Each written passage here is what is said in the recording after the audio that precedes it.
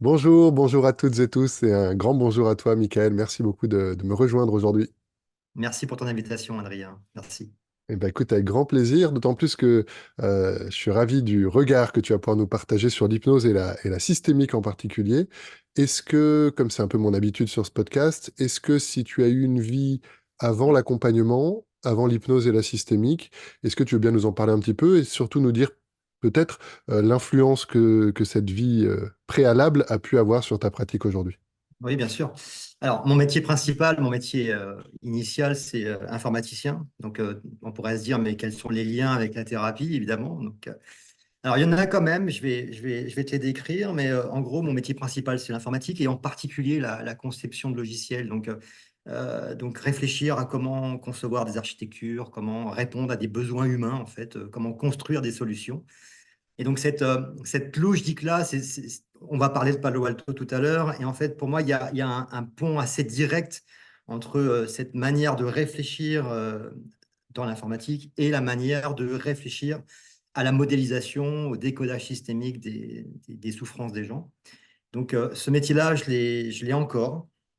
Je l'ai encore, c'est un peu ma sécurité financière pour l'instant. Je vais t'expliquer que mon parcours s'étale un peu sur du long terme. Et, j'ai découvert l'hypnose il n'y a pas si longtemps que ça fait une dizaine d'années, en tant que client, avec un praticien qui est devenu un ami, Christophe Chapeau, qui pratique à Veneux-les-Sablons, pas très loin de chez moi, et c'est quelqu'un de très sympathique. Et D'ailleurs, du formé à la coup, systémie aussi. et du coup, Ouais. j'en profite pour saluer Christophe, parce que je le Ah connais ouais. également par ailleurs. Je savais pas qu'on avait ce lien-là en commun. Super. Salut Christophe, si tu nous écoutes. Et en fait, donc, il m'a fait un arrêt du tabac. À l'époque, j'avais repris la cigarette après un divorce et j'avais fait l'erreur de reprendre une cigarette.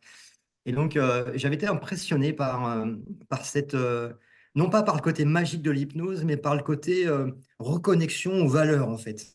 Il s'était passé quelque chose, et comme j'étais déjà très intéressé par la psychologie, ben, en fait, je me suis mis derrière à chercher, à regarder ce qui existait, ce que c'était vraiment que l'hypnose.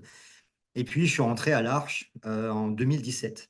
Et attends, parce que après on va Ouais. foncer, mais reconnexion aux valeurs, c'est pas totalement clair. Tu veux bien nous préciser un petit peu ce que tu veux dire par là? Ouais, oui, tout à fait. En fait, j'avais repris la cigarette et je l'avais laissé tomber 10 ans plus tôt. Et dans cette séance d'hypnose, enfin, ce dont je me souviens, hein, c'est encore une fois, on se souvient peut-être pas toujours de tout, mais ce dont je me souviens, ou en tout cas ce qui m'a marqué, ça avait été cette manière qu'il avait eue de me raccrocher à des valeurs que je lui avais décrites dans l'anamnèse. Et en particulier, mes valeurs, moi je pratique les arts martiaux, et mes valeurs comme de santé, un peu de sagesse, entre guillemets. Alors, je mets des gros guillemets autour de ce truc-là.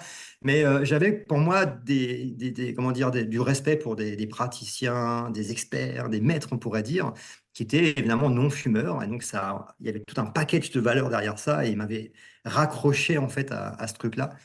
Et ça avait été vraiment décisif, en fait, hein. Donc, c'est cette sensation-là, plus la transe elle-même qui m'avait surprise aussi. Et j'étais un peu étonné de voir, en fait, comment on pouvait avoir une main qui bouge toute seule. Et puis, donc, ça, c'était vraiment, vraiment génial, quoi. Et c'est assez marrant parce que quand je parle de cette expérience-là, d'ailleurs, je lui en ai parlé à Christophe il n'y a pas très longtemps. Quand je parle de cette expérience-là, je le décris comme un truc un peu magique. Or, aujourd'hui, quand je parle d'hypnose, je fais gaffe justement à ne pas en parler comme un truc magique. Donc, je me dis, mais Mickaël, mets-toi aussi un peu à la place des gens qui découvrent l'hypnose. Donc, cette expérience-là, quand même, elle reste dans un coin de ma tête et finalement, elle continue d'alimenter l'attirance que j'ai pour l'hypnose, même si je fais autre chose par ailleurs. Tu vois. Donc voilà, donc de fil en aiguille, j'étais toujours intéressé par les sciences humaines, par la psychologie, donc je m'inscris à l'Arche, je fais le parcours, je fais mes retours. Tu connais ce cursus-là qui est très bien fait. Et puis je découvre Palo Alto en 2019 dans le cursus à l'Arche. Et là, je me dis, waouh, ça m'intéresse encore plus. Là, il y a un truc qui m'intéresse plus parce que ce que j'aimais pas avec l'hypnose, enfin, ce qui me gêne un peu avec l'hypnose, c'est, ou en tout cas, la pratique de l'hypnose, quand on est hypnothérapeute, c'est justement de dire, bah, venez me voir, vous avez des problèmes, et je vais utiliser mon outil pour vous aider. Et je n'étais vraiment pas à l'aise avec ça, parce que quand j'ai ouvert mon cabinet, mon premier cabinet en 2020, il y a plein de problématiques sur lesquelles je me disais, mais j'arrive pas tout de suite à voir comment l'hypnose va être utile, en fait. Et alors, ça ne veut pas dire que l'hypnose n'aurait pas pu être utile à ces gens-là, et d'autres praticiens auraient trouvé des leviers que moi, j'ai peut-être pas chopé à ce moment-là. Mais en tout cas, il y avait un truc qui sonnait pas totalement bien à l'intérieur de moi. Il y avait ce côté un petit peu, j'aime l'hypnose, j'adore faire des inductions, j'adore quand les gens vivent des choses extrêmement intéressantes, qu'ils en sortent émerveillés, voire éclairés. Ça, j'adore ça, je continue à aimer ça. Mais j'avais l'impression de prendre le problème que par un petit bout, en fait.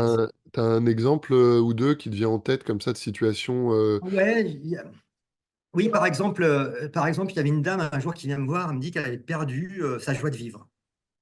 Tu vois, elle a perdu sa joie de vivre. Donc, elle me disait qu'avant, elle chantait en voiture avec son mari, elle chantait, etc.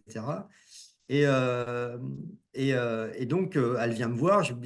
Sur ma plaque, c'est marqué hypnothérapeute, enfin, ou praticien en hypnose. Donc, elle vient sûrement pour ça, en tout cas. Donc, puis à l'époque, mon cadre n'était pas très clair non plus. Je débutais. Et on fait de l'hypnose. J'essaie la reconnecter peut-être à cette joie de vivre en me disant, bah, si c'est ce qu'elle veut, peut-être. Et elle sort d'hypnose, elle me dit, et c'est censé me faire quelque chose. Tu vois, ce truc-là, bah, en fait, j'avais vraiment l'impression que quelque part, j'avais pris le problème comme un hypno, comme on m'avait appris à le faire. Et encore une fois, je dis pas que je l'ai bien fait, hein, mais tel que mon instinct d'hypno m'avait emmené sur ce terrain-là. Et je me suis dit, mais cette dame-là, elle a peut-être besoin d'autre chose aussi. Elle a peut-être besoin de reprendre, comment dire, du pouvoir sur sa vie de manière plus concrète. Elle a peut-être besoin de mieux comprendre ce qui lui arrive aussi, de mieux comprendre quelles sont les dynamiques dans lesquelles elle s'est enfermée. Et quand j'ai découvert Palo Alto, je me suis dit, mais c'est ça qu'on regarde justement. On regarde pourquoi les gens, comment les gens souffrent en fait. Alors justement, tu l'as nommé à plusieurs reprises. Nous, on est entre passionnés notamment de cette thématique. Peut-être pour des gens qui découvriraient Palo Alto, est-ce que tu peux nous dire à quoi ça correspond? C'est un lieu en Californie. Pourquoi est-ce qu'on dit Palo Alto? Et en quelques mots, qu'est-ce que ça représente? Oui, bien sûr. Alors, Palo Alto, donc on parle du modèle de Palo Alto, qui est un modèle d'accompagnement en thérapie ou en coaching. Effectivement, c'est né en fait dans les années 50 avec Bateson, avec Václavic et tout. Il y a eu plusieurs générations de chercheurs et de thérapeutes qui ont fait grandir la compréhension du modèle et l'élaboration du modèle, même si le modèle continue d'évoluer encore aujourd'hui. Et donc, on parle de Palo Alto un peu par raccourci. De manière plus précise, on parle de la thérapie brève systémique et stratégique. Systémique parce qu'en fait, on regarde un petit peu ce qui se passe d'un point de vue systémique, c'est-à-dire dans les interactions entre toi, le client, le patient, et ton entourage et la vie en fait qui t'entoure, mais en même temps, toi et toi-même. On va aussi regarder, ça c'était moins vrai dans les premières versions de Palo Alto, ça s'est développé après, mais tout ce qui est, quelles sont tes relations avec tes émotions, avec tes pensées, qu'est-ce que tu fais de tes pensées, qu'est-ce que tu te dis par rapport à... Voilà, il y a tout un tas d'analyses en fait de la souffrance, donc on a un regard systémique, on dit qu'on décode systémiquement. Tu vois, c'est là le lien que je fais avec l'informatique quelque part, même si les gens ne sont pas des robots, mais évidemment, mais il y a un côté un peu mathématique. D'ailleurs, c'était souvent des scientifiques, la cybernétique, la théorie des systèmes.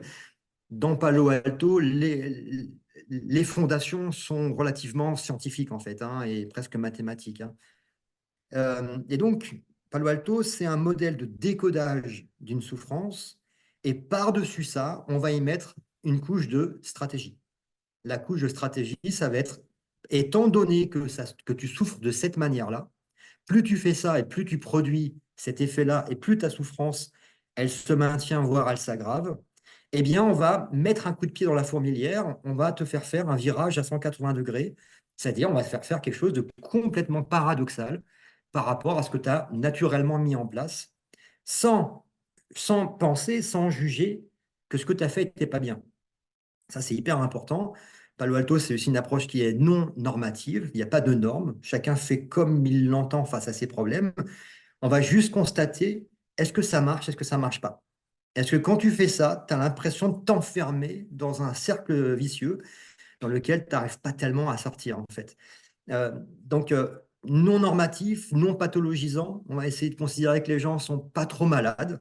Ils sont plutôt en train de souffrir d'un truc qui s'est mis en place autour d'eux et dont ils participent. Ils participent à l'histoire et l'entourage participe aussi à l'histoire. Donc, Ouais, je vois que tu me poses une question. N'hésite Non, pas à non, me c'est toujours, couper. je pense aux gens qui nous écoutent, je trouve ça génial parce que c'est très synthétique et en même temps l'éclairage par des exemples ou des cas pratiques, je trouve, donne toujours beaucoup de facilité à comprendre. Est-ce que tu peux nous donner un ou deux exemples Ouais. de Ah bah, postures systémiques? oui, bien sûr, je vais prendre un exemple émotionnel, on va dire. Quelqu'un qui traîne une tristesse. Quelqu'un qui traîne une tristesse liée à une séparation, à une perte ou quelque chose qui s'est arrivé, une tristesse, et que ces personnes-là ont l'impression d'être un petit peu noyées dans cette tristesse-là. C'est-à-dire que la tristesse revient régulièrement dans des moments, en fait, le soir, elle est toute seule chez elle, etc. Si cette personne-là, elle met en place une stratégie d'évitement, en se disant, je ne dois pas être triste, c'est pas normal d'être triste, donc je vais fuir ma tristesse. Donc ça, c'est sa logique d'évitement, c'est sa tentative de régulation. Si je prends le terme Palo Alto, tentative de solution, tentative de régulation, ça dit la même chose. Ça dit, tu as essayé de faire quelque chose pour régler le truc. Et en fait, l'idée, ça va être de lui faire comprendre que plus elle évite la tristesse, et plus cette tristesse, elle vient taper à la porte. Et donc là, on va être sur de la confrontation, en fait, de la tristesse. Tentative de régulation, pour donner encore des exemples, ça peut être quelqu'un qui va se mettre à avoir une consommation d'alcool ou au contraire se perdre dans la fête ou euh, quelles autres tentatives de régulation tu as rencontrées Alors, ça facilement? peut être, alors, ça a été cartographié, il y a des grandes familles de tentatives de régulation. Il y a en fait la famille de la recherche de contrôle, on va dire. Donc, je vais chercher à contrôler, je vais donner des ordres, je vais essayer de mettre en place des choses qui me rassurent pour mettre sous contrôle la situation. D'accord? Comme quelqu'un qui aurait peur d'être trompé ou qui a de la jalousie, qui va essayer de contrôler Exactement. l'autre pour éviter qu'il soit jaloux. Malheureusement, quand on te flique, en général, c'est pas très agréable et ça a plus tendance à te pousser à commettre, entre guillemets, C'est l'acte qui ça. aurait pu justifier la jalousie. OK? Voilà. Donc ça, c'est une grande famille, la famille de la recherche de contrôle. Après, il y a la grande famille de l'évitement. C'est bah, j'évite la situation, j'évite la personne, j'évite mon émotion, j'évite mes pensées, tout ce qui est de l'ordre de ça ne doit pas arriver. Je ne veux pas me connecter au réel, je veux l'éviter. Et ensuite, il y a une autre famille qui est un peu plus subtile, qui est la famille de la recherche de confirmation de croyance. Si je me dis que tout le monde est méchant, je vais avoir tendance à mettre en place des comportements qui vont peut-être avoir tendance à chercher inconsciemment à me montrer que j'ai raison de penser ça. Que les gens sont quand même vachement méchants. Alors, ces trois logiques-là, elles ont été cartographiées par Jean-Jacques Wittelsey et par Nardone aussi, dans la logique des troubles mentaux. Il me semble que tu l'as lu, tu en as parlé une fois. Un excellent Euh, livre, je mettrai le lien évidemment. C'est pour ceux qui sont curieux de cette approche, effectivement, c'est quand même un gros pavé, mais il est extrêmement ouais. bien détaillé avec beaucoup d'exemples cliniques, donc c'est vraiment Il est extraordinaire. génial. Je l'ai lu en début de formation de Palo Alto, parce que je me suis formé chez Virage, qui est une école belge, et on a des locaux aussi à Paris. Et en fait, je l'ai lu en début de formation, je le relis en ce moment, bout par bout comme ça, et c'est génial d'avoir un nouvel éclairage après ces 4 ans et demi de formation et de pratique en cabinet.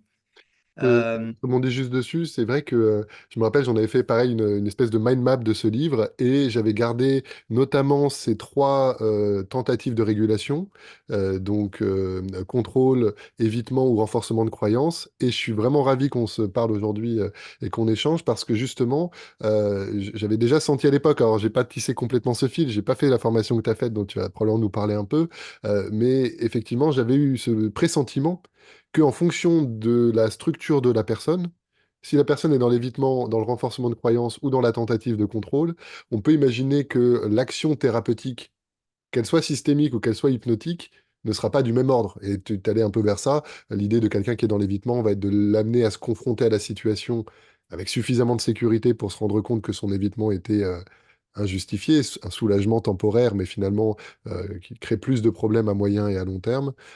Donc, en tout cas, voilà, je suis ravi que tu nommes ce livre et à nouveau qu'on soit ensemble pour échanger sur ces thèmes aujourd'hui.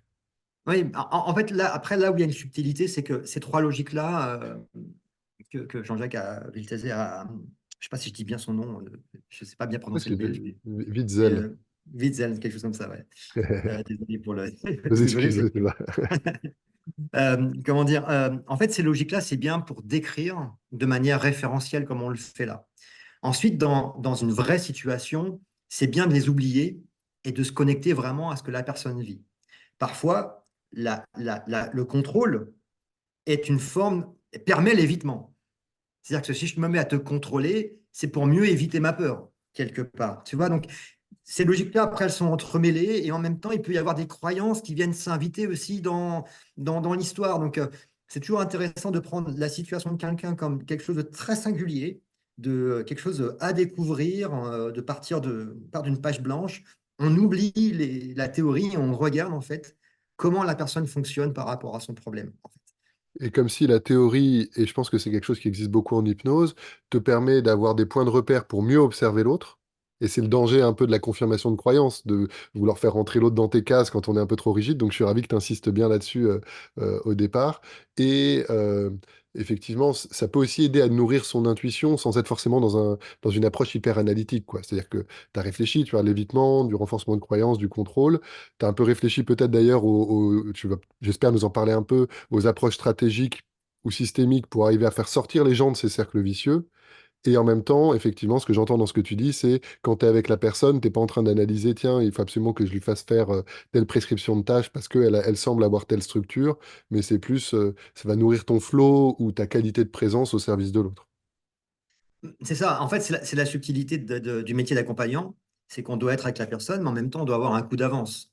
Donc, tu ne peux pas t'éviter d'avoir une espèce de un bout de toi qui se dit, tiens, quelle est la tâche qui commence à se dessiner? C'est quoi la priorité? Même s'il faut demander à la personne quel est son objectif, une fois qu'elle comprend comment sa souffrance fonctionne, on va lui redonner la main. On dit, mais du coup, quelles sont vos attentes par rapport à ça? On va pas dire, bah, vous devriez rencontrer votre émotion ou vous devriez arrêter de contrôler telle personne. On va demander qu'est-ce que tu attends du travail qu'on fait ensemble pour lui redonner la responsabilité. Et donc, forcément, le modèle, il faut qu'il soit intégré. Tu vois, il faut qu'il soit intégré par la pratique. Mais au début, il est très présent. Et au début, je dirais qu'au début, les premières personnes qu'on a en cabinet, c'est difficile, quoi. Parce que la présence, elle est abîmée par la théorie. La théorie enferme, quand j'ai la théorie, c'est l'envie d'appliquer le modèle, peut enfermer la personne dans cette pensée. Alors, toi, on n'ouvre pas assez l'échange avec la personne, on n'est pas au bon endroit, même si c'est toujours difficile de savoir si on est au bon endroit ou pas d'ailleurs. Mais donc, en réalité, quand tu accompagnes quelqu'un avec le modèle de Palo Alto dans l'esprit, avec l'idée d'appliquer le modèle à la personne pour décoder ce qu'elle vit, pour après lui proposer une stratégie qui va être en accord avec son objectif, évidemment, il faut avoir un peu un coup d'avance sur la personne. On est avec elle, tout ce qu'on a appris en hypnose, ce qu'on a appelé la synchronisation, ce qu'on a appelé le calibrage, le fait de décrire, de lire le non-verbal, tout ça, ça existe dans Palo Alto, évidemment. Mais on a aussi ce regard stratégique. C'est qu'est-ce qu'on est en train de faire avec la personne? Quel est le message qu'on lui envoie lorsqu'on lui pose telle question? Tu vois, est-ce que ça, c'est stratégique ou ça ne l'est pas? Et donc, même dans la manière de questionner, la stratégie commence dès la première minute, en fait. Tu vois, Ouais, voilà, on pourrait en parler des heures, en fait, hein. même dès ton site internet, dès le titre que tu utilises finalement. Et d'ailleurs, justement, c'est une question que je voulais te poser. Tu as parlé au début d'hypnothérapeute, praticien en hypnose. Maintenant, tu as la casquette de systémicien ou de thérapeute stratégique. Comment tu te présentes aujourd'hui? Et ça va nous amener probablement dans comment tu arrives à articuler ces deux approches, qui, j'imagine, en tout cas c'est ma représentation, qui présentent des ponts et en même temps peut-être des paradoxes, en tout cas des aspects, des dimensions où ça se recoupe peut-être pas complètement. Ouais. Alors, j'ai tendance à me décrire comme un praticien en thérapie brève, Ok. et pas forcément d'ajouter systémique et stratégique, parce que là, il faudrait le redéfinir à chaque fois, les gens ne savent pas. Donc, je fais de la thérapie brève, je le dis comme ça.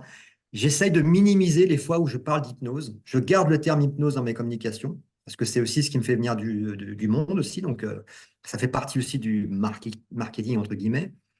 Mais je parle plus de praticien en thérapie brève, et pas d'hypnothérapeute.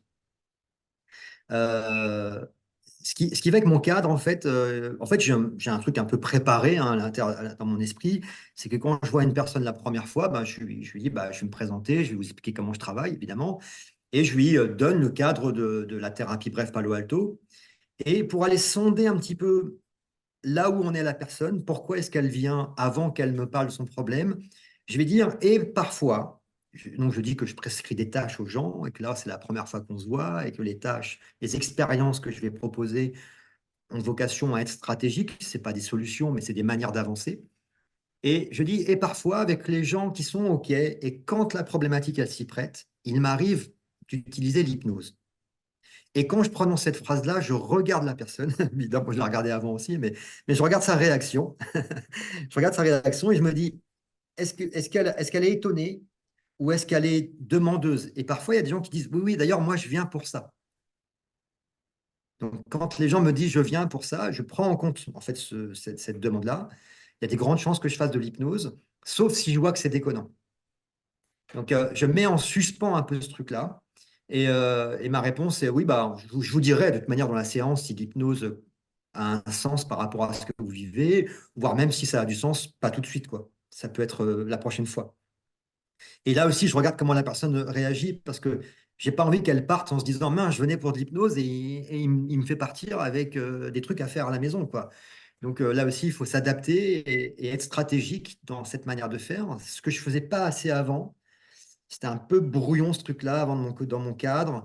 Maintenant, je l'ai clarifié et au moins je pose ça dès la première séance et après je l'adapte s'il y a besoin en fait. Je l'adapte en fonction de la personne, quoi. Excellent, ça m'invite plusieurs questions. Je te les livre un peu en vrac, je te laisse te débrouiller avec ça. J'aurais aimé que tu nous donnes, quelques précisions. Qu'est-ce que tu regardes? Moi, je me suis fait une idée, mais ça pourrait être sympa. Quand tu poses cette question, qu'est-ce que tu regardes et quelles informations tu en retires? Et là où je suis vraiment ravi qu'on échange aujourd'hui, c'est qu'un des buts de ces podcasts et de ces interviews, ça part du constat, je trouve, que, dans la pratique de l'hypnose, dans l'enseignement de l'hypnose, le cadre est souvent assez léger. C'est-à-dire que combien de séances, comment est-ce qu'on accueille, comment est-ce qu'on termine les accompagnements, qui est-ce qu'on accepte, quelle situation on refuse, pour quelles raisons, de quelle manière. Et pour le coup, tu vas nous le confirmer ou pas, j'ai l'impression que dans le modèle de Palo Alto, justement, le cadre est assez fort. Et probablement que ça a été une manière pour toi d'aller trouver du cadre. Et on va arriver à comment tu arrives à articuler ce cadre Palo Alto hypnose. Donc voilà, je te laisse te débrouiller. J'espère que c'était pas trop d'infos. Ok, je te fais une réponse, tu me diras à la fin si j'ai répondu à toutes les questions. Oui, le cadre est important dans Palo Alto, mais c'est pas non plus un cadre de coaching où on va dire il y aura au moins 3 séances, au moins 4 séances. En tout cas, moi, je ne fonctionne pas comme ça. Après, il peut y avoir des praticiens de Palo Alto qui le font, et chacun son truc. Mais en tout cas, Palo Alto, pour que ça ait du sens, il faut qu'on se voit plusieurs fois. Si je te prescris une tâche et qu'on ne regarde pas ce que ça a produit dans ton problème, comment ça a fait bouger les choses et comment il faut continuer à faire bouger les choses, peut-être même à rectifier le mouvement stratégique, alors ça n'a pas de sens en fait. Une seule séance, ça n'a pas de sens. Donc, c'est pour ça que dans mon cadre, je glisse, et comme c'est la première fois qu'on se voit, tu vois, cette petite phrase-là, en fait, présuppose qu'on se reverra. Et là aussi, je regarde un peu comment la personne, est-ce qu'elle est surprise, est-ce qu'elle est pas surprise, est-ce qu'elle est étonnée, est-ce qu'elle épouse l'idée complètement en disant, bien sûr, enfin, oui, bien sûr, enfin, toi. Donc, qu'est-ce que je regarde? Je ne pourrais pas te le dire exactement ce que je regarde. C'est la réaction que je regarde. Je prends le feedback, je vois ce que la personne me dit. Et puis, si elle me dit, mais moi, je voulais juste voir si l'hypnose fonctionne pour moi, euh, je dirais que si cette personne-là, je l'ai au téléphone avant, je pose quelques questions et éventuellement, je redirige vers un hypnothérapeute. Par contre, si la problématique, elle me plaît, entre guillemets, si je me sens attiré par la problématique, je me dis, ça, c'est quand même une situation que j'ai envie de réussir à décoder, tu vois, j'ai envie de... Ça a une expérience importante pour moi, tu vois, c'est bizarre de le dire comme ça, mais on est aussi des fois attiré par les situations qu'on nous donne, en fait, hein, pour les comprendre, pour que ce soit des choses nouvelles à apprendre. Et ben dans ce cas, je vais dire à la personne, OK, bah, venez, et puis éventuellement, je ferai de l'hypnose de la première séance. Et là, je casse un peu mon cadre, mais plus stratégiquement pour, comment dire, clientéliser la personne. Clientéliser, c'est pas un terme commercial dans Palo Alto. Clientéliser, ça veut dire la rendre demandeuse et mobilisée dans son problème. Ça veut dire ça, client. Et donc, là aussi, quand la personne vient pour de l'hypnose, potentiellement, elle n'est pas cliente d'une thérapie dans laquelle il va falloir faire des choses autrement. Et même si elle ne vient pas pour l'hypnose, potentiellement, elle n'est pas non plus encore cliente. Donc ça, c'est aussi un truc hyper important dans Palo Alto, c'est quelle est la position de la personne que j'ai en face. C'est la position dans son problème. Est-ce qu'elle a, je vais dire un truc un peu à mettre entre guillemets, est-ce qu'elle a suffisamment souffert pour être prête à s'engager dans l'inconfort d'un changement?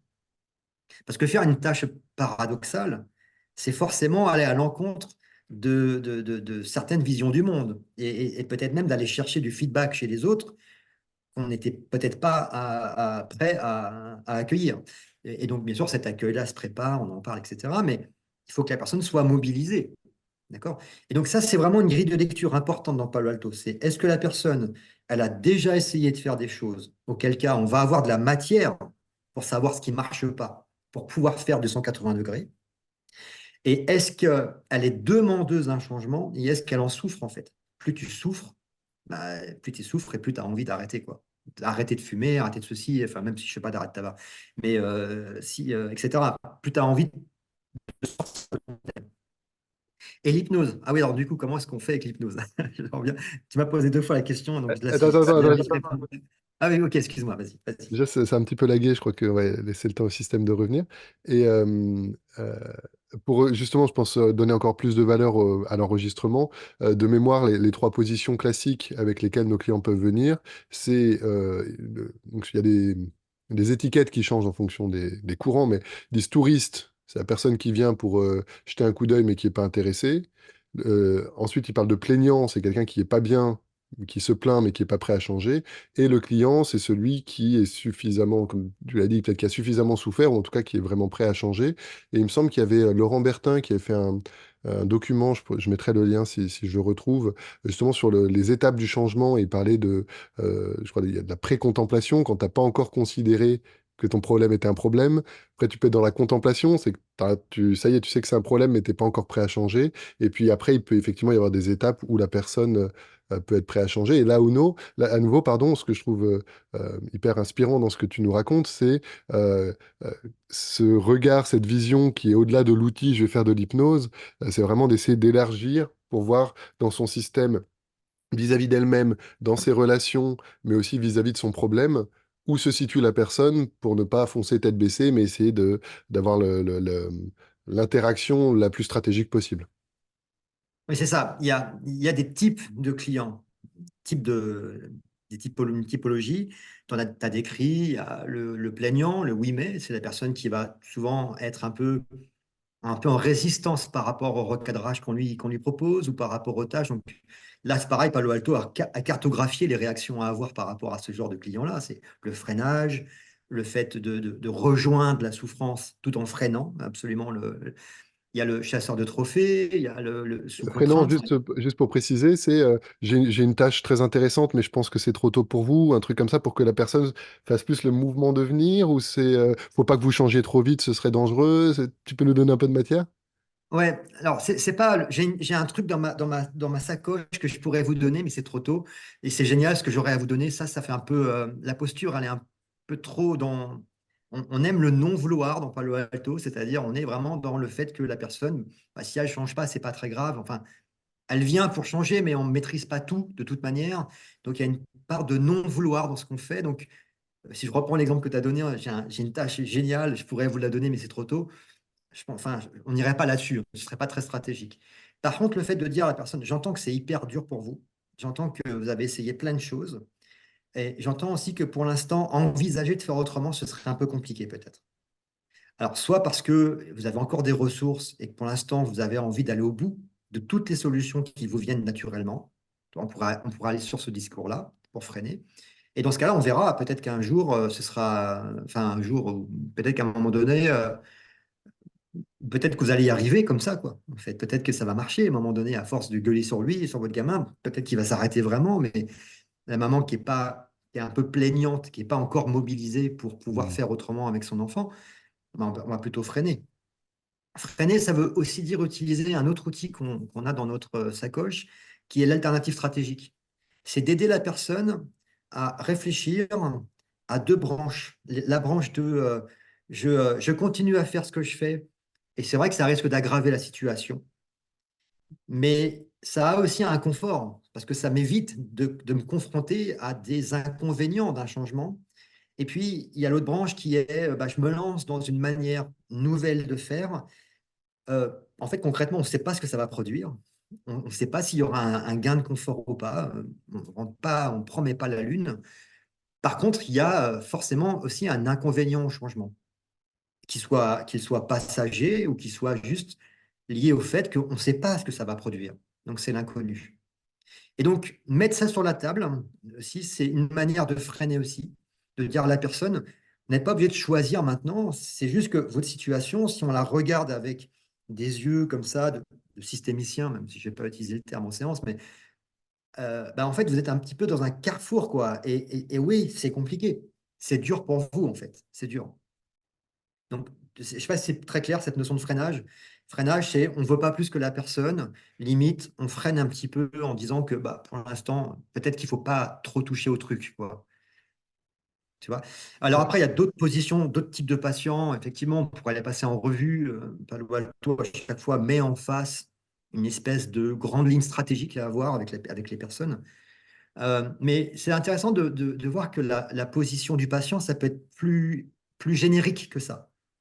Je viens te voir parce que je pense que l'hypnose peut m'aider.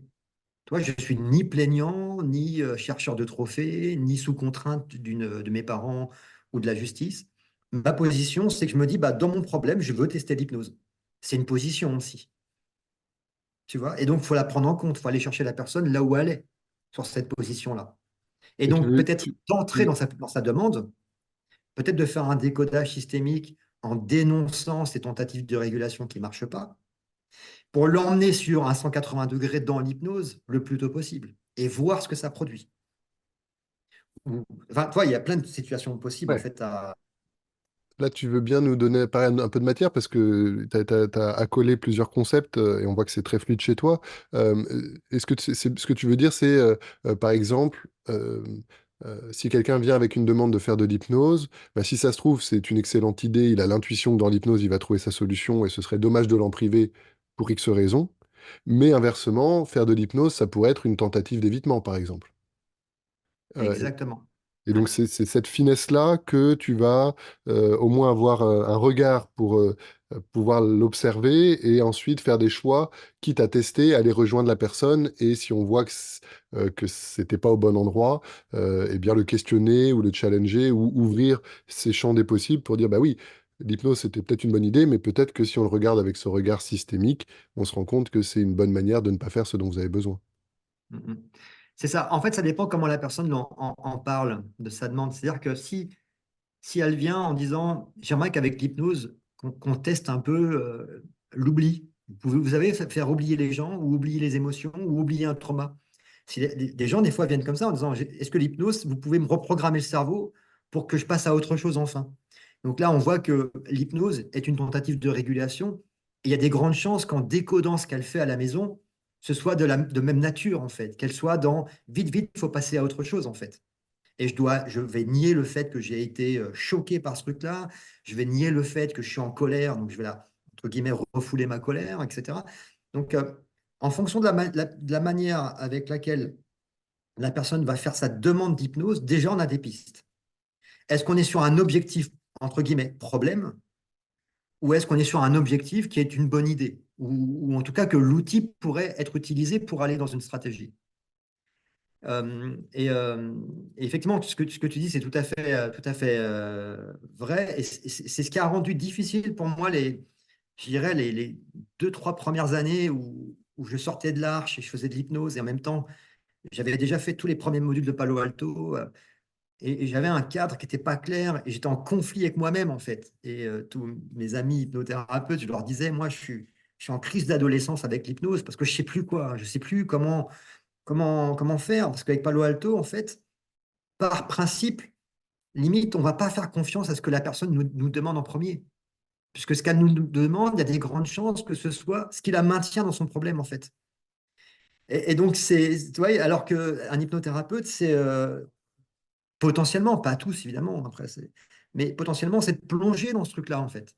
De plonger dans, il faut absolument que j'aille voir mon trauma ou j'aille voir ma vie antérieure, etc. Bon, ok, on y va.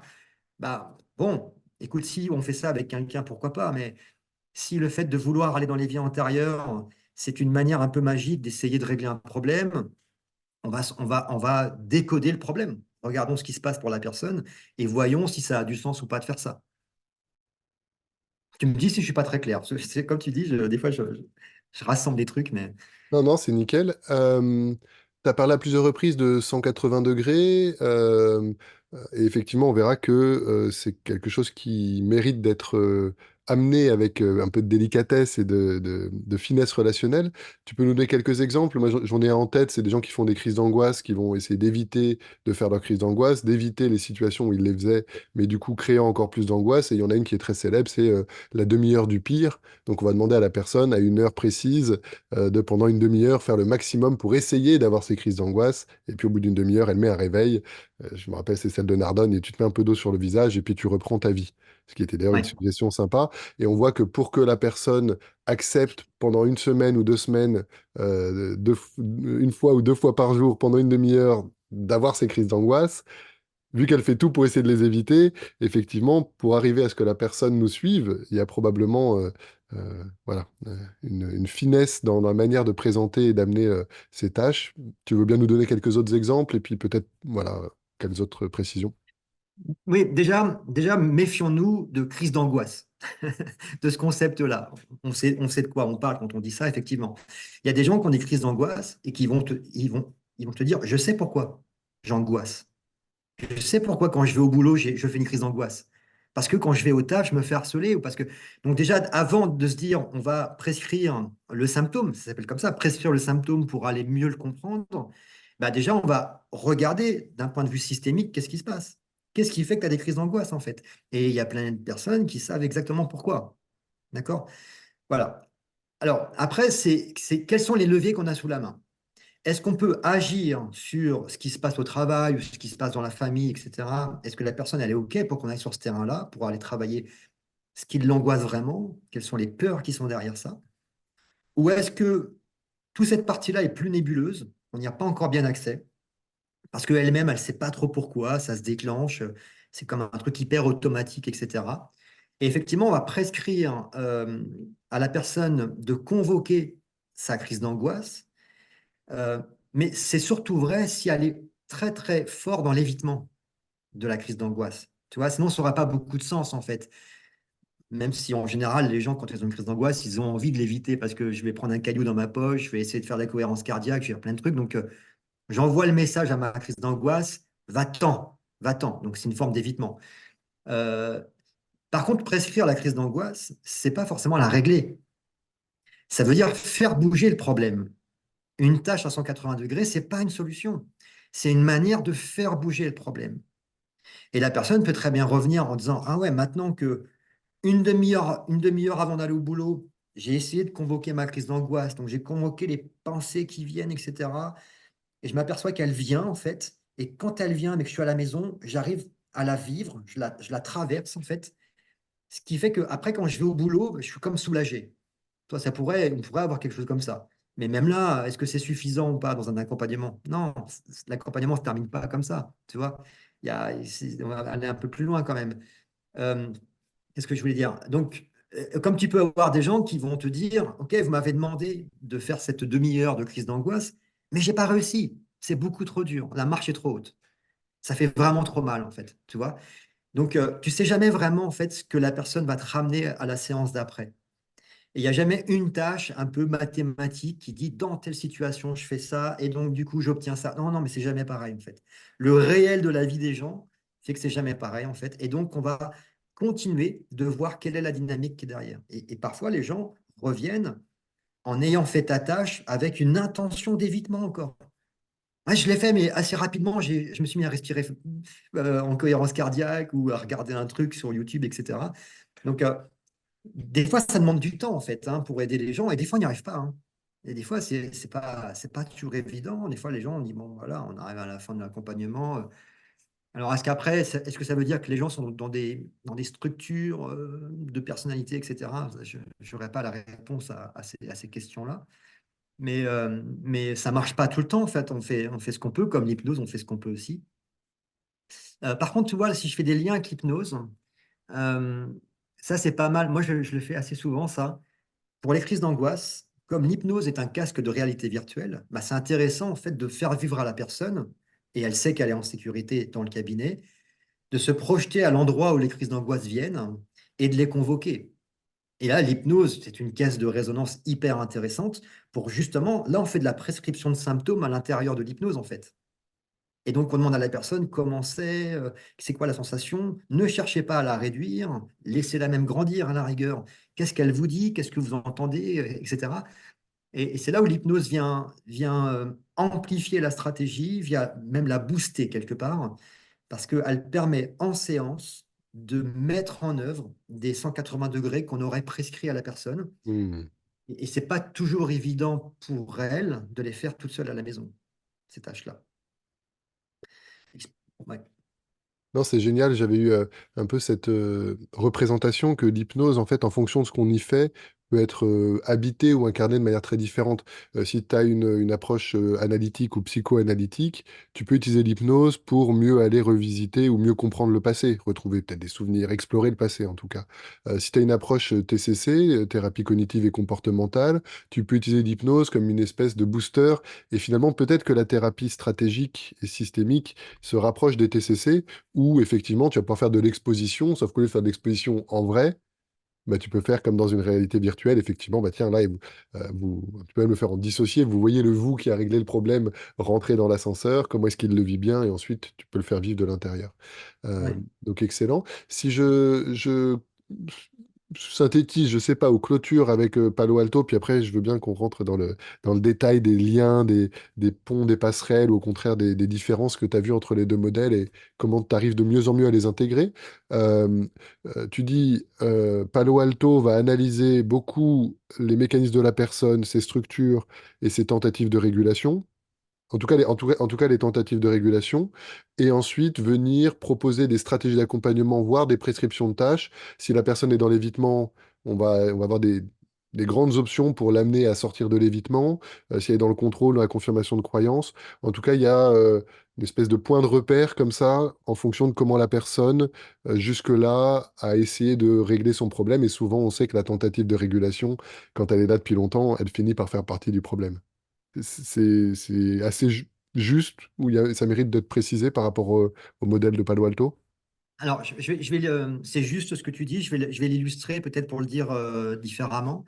Euh, je dirais que la stratégie, elle n'est pas juste après le décodage systémique, elle commence dès le début. C'est-à-dire qu'on met de la stratégie, il y a des outils stratégiques à l'intérieur de ce qu'on pourrait appeler l'anamnèse, même si nous, on n'appelle pas ça une anamnèse, d'accord? Vous appelez ça Là comment? où, quand même, bah, c'est un décodage, c'est le questionnement systémique, Ok. tout simplement. Donc, voilà, tout simplement. Euh, comment dire et tu as dit un truc aussi qui, je pense, est important et qui fait que je suis allé vers Palo Alto, c'est que effectivement, l'hypnose est un outil.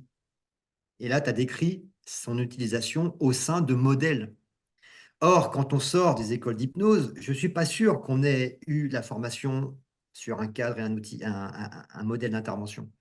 Une DO de PNL, c'est intéressant, mais je ne sais pas si ça s'applique tout le temps. Bon, c'est un débat, en tout cas, tu le dis souvent dans tes interviews. Le cadre est important et parfois en hypnose, c'est un peu flou. Je pense que c'est lié au fait que l'hypnose est vendue comme un cadre à part entière, là où en fait l'hypnose, dans les faits, c'est quand même plus souvent un outil. Voilà, c'est peut-être ça qui fait que qu'il y a ce décalage-là. Euh, Je t'interromps une seconde, je voulais juste renvoyer à l'étude qu'a faite Cyril Champagne sur les fondements théoriques de l'hypnose ericksonienne. Et donc, il a effectivement analysé quels étaient les fondements théoriques sur lesquels se basait Erickson pour pratiquer son hypnose. Et effectivement, Erickson, il connaissait très bien tous les courants psychologiques qui l'avaient précédé, et il avait une connaissance justement des différents modèles sur lesquels il s'est beaucoup appuyé, notamment le constructivisme qu'on retrouve dans Palo Alto, mais pas que. Et effectivement, ben, c'est vrai que quand on forme des personnes en 30 jours, bon, se former à un outil, peut-être qu'en 30 jours, ça peut faire sens. Intégrer un modèle d'accompagnement, probablement que c'est un peu court sur des durées comme ça, si tant est que les écoles aient la lucidité et l'envie, effectivement, d'aller dans ces niveaux de profondeur. oui, et puis tu en parlais dans une interview, je ne sais plus avec quel intervenant, il n'y a pas très longtemps, parce que j'écoute toujours tes interviews, je trouve ça toujours très intéressant.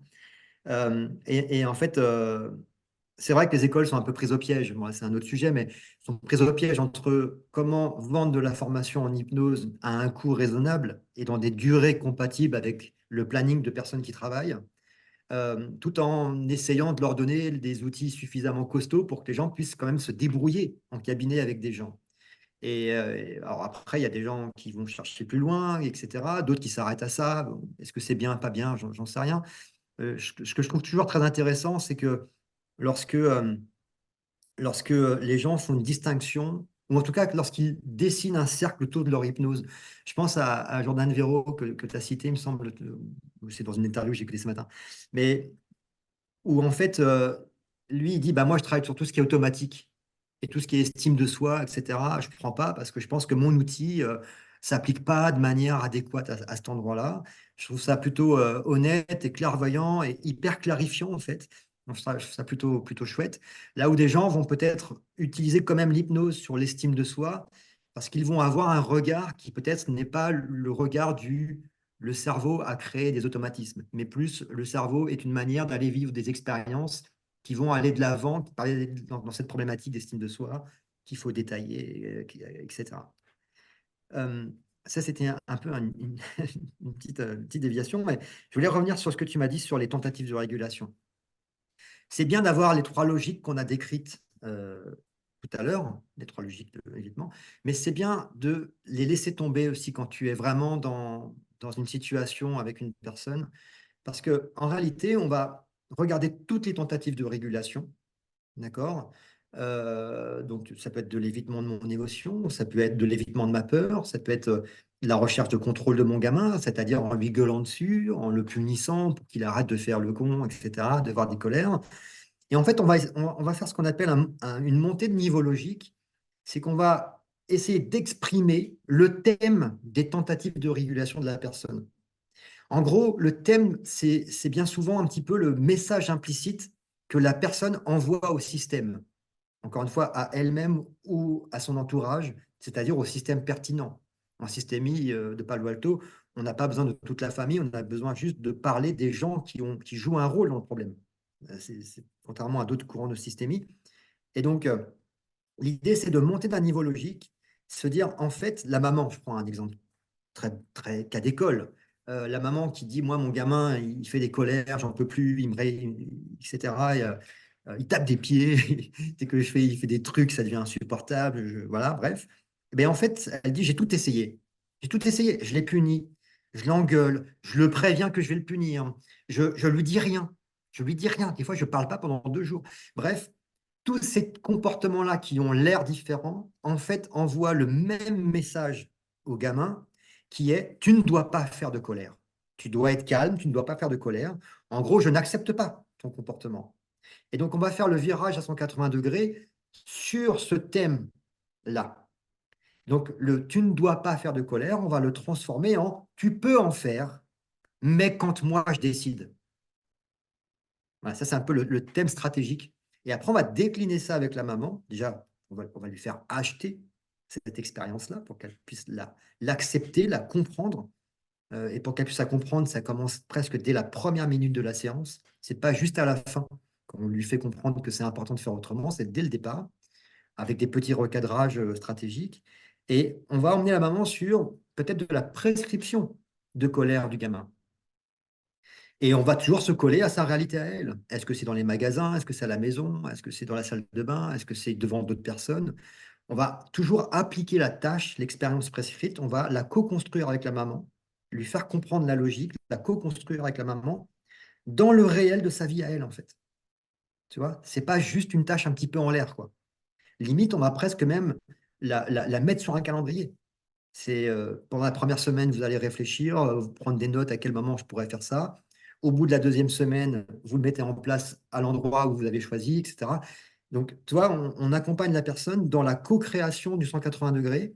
Et ça, par rapport à l'hypnose, je dirais que je trouve ça intéressant parce que les gens, lorsque vraiment ils se lancent dans la mise en œuvre de leur virage à 180 degrés, quand les personnes voient que ça produit de l'effet, voire même que ça soulage de la souffrance, et bien là, il y a un vrai apprentissage qu'on peut stabiloter.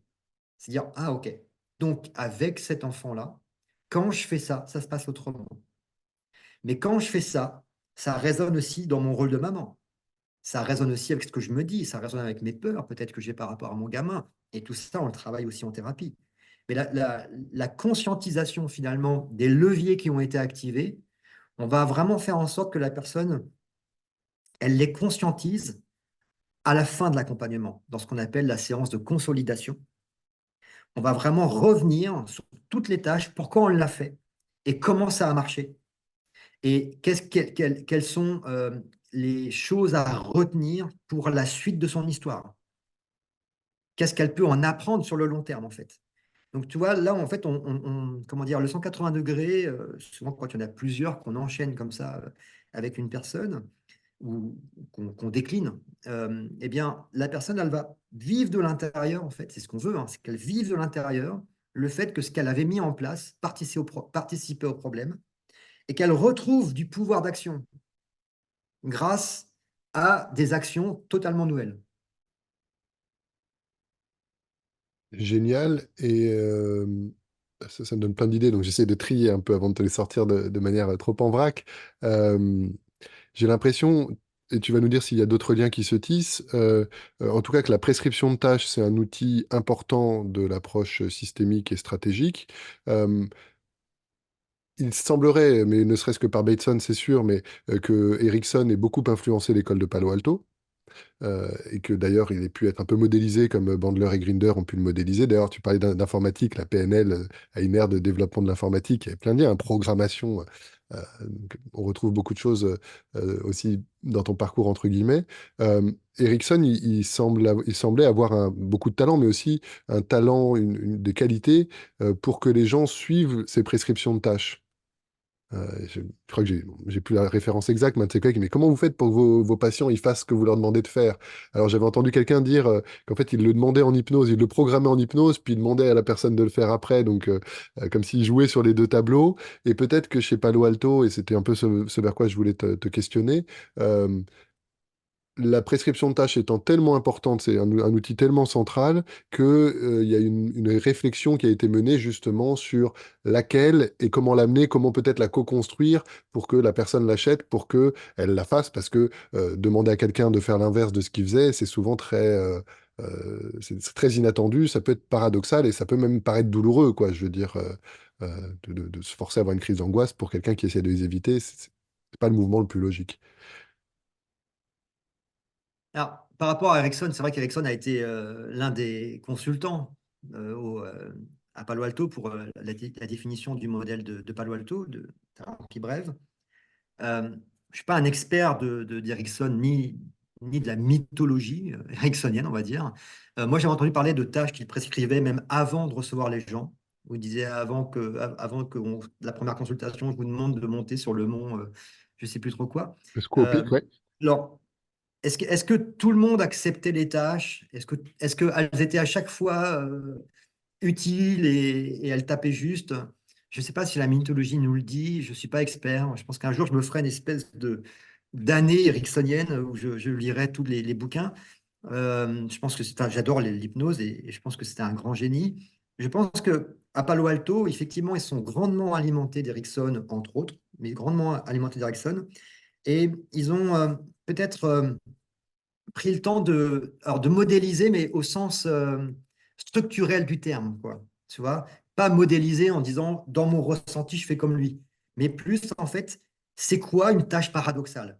En fait, on devrait même revenir aux prémices de Palo Alto. Palo Alto dit, si je le fais très court, c'est normal d'avoir des difficultés et en général, tu t'en sors bien tout seul. Donc là, à la rigueur, débrouille-toi. En gros, on ne va pas intervenir sur ta vie. Tu vis un deuil hyper douloureux, bah, vis-le, c'est partie de la vie, malheureusement, une séparation, etc. Par contre, le terme problème, il est collé sur les situations où la difficulté s'est endurcie, où la personne a essayé de faire des trucs et elle a l'impression d'avoir tout essayé et de tourner en rond dans un truc qui semble être extrêmement gluant et elle ne s'en sort pas. Et donc, le prémisse de Palo Alto, c'est compte tenu de ça, puisqu'on part du principe que la personne ou son entourage participe au problème, eh bien, en fait, il va falloir agir paradoxalement dans le problème pour le Puisque les faire. solutions de bon sens n'ont pas apporté satisfaction. Alors, c'est assez bizarre parce que parfois, les tâches qu'on prescrit sont, je trouve, c'est du bon sens.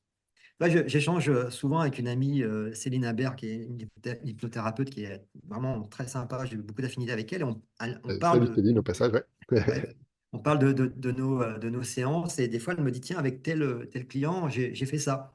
Et elle m'a souvent, des fois, expliqué un petit peu là, ce qui s'est passé avec ce client. Et je dis, bah, toi, avec Palo Alto, je pense qu'on aura fait pareil, en fait. On en serait arrivé au même truc, finalement. Parce qu'il y a une forme de bon sens, parfois, c'est pas toujours le cas, mais il y a parfois une forme de bon sens dans les tâches qui sont prescrites, qui vont dans le sens de l'acceptation du mouvement de la vie, qui vont dans le sens de l'acceptation d'un truc qui est dur à vivre et donc je ne rentre pas en lutte contre lui, qui vont dans le sens de bah, finalement l'autre personne, elle ne me convient pas, mais je rentre un petit peu quand même dans son monde pour qu'on puisse continuer à fonctionner à deux alors qu'on est si différents. Avant, je luttais contre ça, je voulais la changer, je rentre dans une forme d'acceptation quand même de ce qui se passe de l'autre côté. Donc c'est là où je dirais que les tâches peuvent avoir une connotation bon sens, c'est qu'elle rentre dans le flot de la vie. D'ailleurs, il y a beaucoup de parallèles qui sont faits entre Palo Alto et, des philosophies chinoises par rapport à ça. Et je ne sais plus ce qu'on disait. Je suis un peu perdu là. On parlait des tâches et tu reformules Ouais, ta question. très bien, tu fais bien de me renvoyer la patate chaude parce que je suis pas sûr de retrouver moi non plus. Mais en tout cas, euh, bah, je souhaitais qu'on vienne sur la précision, encore une fois, la plus disponible possible, à l'impossible, nul n'est tenu, entre justement la fertilisation, les points communs entre l'hypnose et le modèle de Palo Alto.